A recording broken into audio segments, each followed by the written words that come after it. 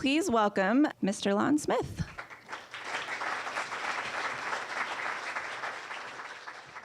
And I promise I'm not a Nazi.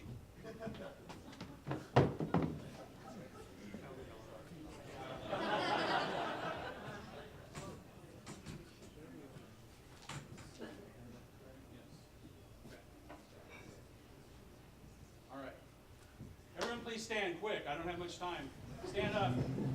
I'm going to do this in a second, and you need to clap in time with my foot. And when I'm done, you need to go, yay! Here we go. Rozwitali jabloni i gruszy, papli litu mani na drigoj, wygodziła na brykatusza, na wizoj i biereg na krutoj, wygodziła na brykatusza, na wizoj i biereg na krutoj. Okay, so you're the Red Army. You just recaptured Romania, and you just, were celebrating a rousing rendition of Katusha. And across the European continent, there's a young man, a young sergeant from the 90th Division, falling asleep with his men in a position they just captured. Fast forward 62 years, Lon Smith arrives at the Museum of World Treasures in 2005, at about the same time this did. And so I took a personal interest in this. I've been doing research on artifacts since I was a little boy, literally. And I took an interest in this, and I started investigating it, researching it, and I developed a list of about 1,500 names that could possibly be the men who signed this flag during World War II. Anything from, like if you took my name, C. Smith, C.L. Smith, Lon Smith, Clyde Smith, whatever it might be.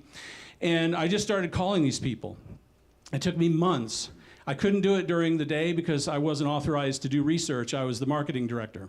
So I would stay after work, I would make calls, and I did find this gentleman right here who said that he never wanted to hear from me again, didn't want to talk about the flag. He knew about it.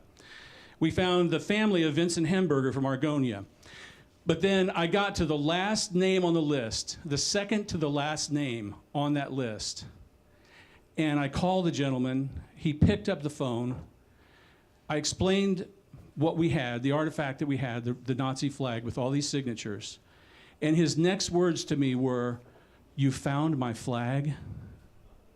So, okay, this is a story. He's the young man marching across the south of France, and he's bedded down in Fontainebleau, France, in a position they've captured. And this flag is in this building. And so he tears it down, he cuts the red portion of the flag off, has all of his men sign it, he's the sergeant, and he sends it to his parents in Morton, Illinois. When the war is over and he heads home, he gets there, he immediately asks his parents about this flag. And they have no idea what he's talking about. The flag has never arrived. So he knew nothing about this for years and years, searched for this flag, the post office, every branch of the government, and until I called him that day. So when we opened the exhibit, he could not be there. His wife had dementia, and he was caring for her at home. And so we sent the local NBC affiliate out. They did a story on him, sent us the tape, and we showed that tape during the opening of the exhibit, and we had a phone connection established with them. And he spoke during the opening. And by the way, this is the guy. His name is Cyril Llewellyn, and that's his two daughters, reunited with the flag. So after the exhibit opening was done, my wife and I loaded the flag in our car with our own funds, drove to Morton, Illinois, near Peoria, and we spent the day with Cyril and his two daughters, and he was reunited with the flag. It was a very touching moment. I mean, this is a tough guy. He was shot in the abdomen. 3 weeks later, went back out on the front lines. I mean, really, really tough guy. And he cried when he was reunited. Then after I left the museum and went out to the Kansas Aviation Museum, a volunteer took an interest in all of the medals that Cyril had on his coat. And so he went and found all of those and created a shadow box, and we rededicated the exhibit. Cyril could then be here, and he was here to see all of that and to talk with everybody here in Wichita. And it was just, the whole thing was just so incredibly touching and moving, you know, to talk with this guy who had captured this flag and sent it back home to his folks in Illinois.